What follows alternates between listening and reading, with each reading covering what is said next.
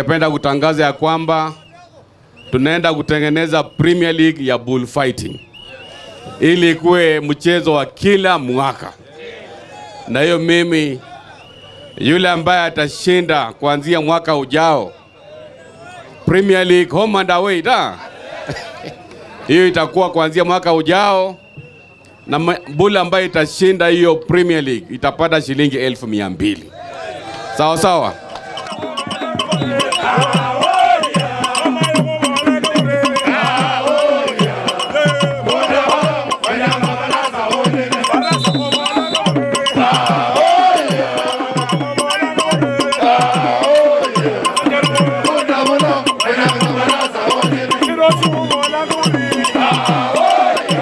Thank you.